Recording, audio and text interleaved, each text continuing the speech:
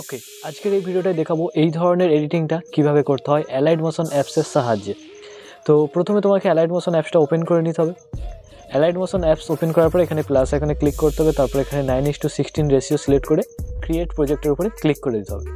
এরপর প্লাস আইকনে ক্লিক করে মিডিয়া অপশানে চলে যায়। তারপর এখানে তুমি তোমার গ্যালারি ফোল্ডার পেয়ে যাচ্ছ। তো যে ভিডিওর উপরে এই এডিটটা করতে চাও সেই ভিডিওটা এখান থেকে অ্যাড করে নেবে। সেখানে দেখো ভিডিওটা একদম নর্মাল রয়েছে। এখন আমরা এই ভিডিওটার উপরে এডিটটা করব। তো ভিডিওটা এডিট করার জন্য প্রথমে তোমাকে প্লাস আইকনে ক্লিক করতে হবে, তারপর এখান থেকে সেকেন্ড যে শেপটা রয়েছে এই শেপটা নিয়ে নিতে হবে। তারপর এটাকে পুরোপুরি ফুল স্ক্রিন জুম করে নেবে এইভাবে হাত দিয়ে। জুম করে নেওয়ার পরে এখানে চলে যাবে কালার অ্যান্ড ফিল অপশানে। কালার অ্যান্ড ফিল অপশানে যাওয়ার পরে এখানে একদম লাস্ট যে কালারটা রয়েছে এই কালারটা সিলেক্ট করে নেবে, তারপর ব্যাক অপশানে ক্লিক করবে। এরপর চলে যাবে ব্লেন্ডিং অ্যান্ড অপাসিটি অপশানে, তারপরে এখানে যাবে ডিফারেন্স অপশান এবং সাবট্র্যাক্ট এই অপশানটা সিলেক্ট করে নেবে, তারপরে ব্যাক অপশানে ক্লিক করে দেবে। এরপর চলে যাবে ইফেক্ট অপশানে, অ্যাড ইফেক্ট, এবং এখানে চলে যাবে আদার অপশানে, তারপরে এখানে কপি ব্যাকগ্রাউন্ড এই অপশানটা সিলেক্ট করবে এবং স্ট্যান্ডার্ড সেটিংয়ের উপরে ক্লিক করে দেবে, তারপরে ব্যাকে ক্লিক করে দেবে।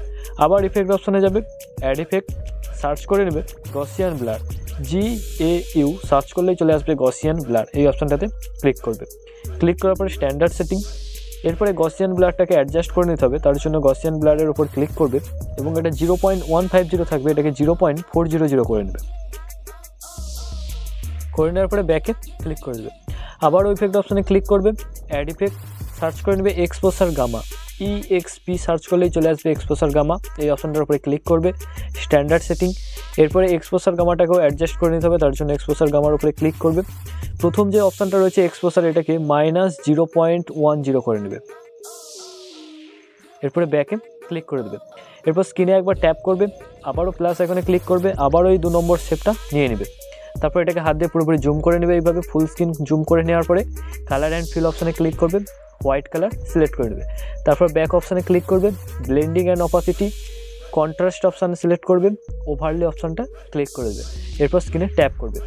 সো এগুলো করে নেওয়ার পরে এখন ভিডিওর মধ্যে এফেক্টটা অ্যাড হয়ে যাবে। সো দেখতে পাচ্ছি ভিডিওর মধ্যে এফেক্টটা কিন্তু অ্যাড হয়ে গেছে, বাট পুরোপুরি ভিডিওতে এই এফেক্টটা অ্যাড হয়নি। তার জন্য যেটা করতে হবে, একদম ভিডিও শেষে চলে আসতে হবে। আসার পরে বাঁদিকে যে লেয়ারগুলো রয়েছে এগুলোকে জাস্ট এভাবে হোল্ড করবে। হোল্ড করার পরে একদম নিচের কোণে এই অপশানটাতে ক্লিক করে দেবে, দিলে পুরো ভিডিওতে এফেক্টটা অ্যাড হয়ে যাবে। সো চলো তোমাদেরকে একদম প্লে করে দেখিয়ে দিই।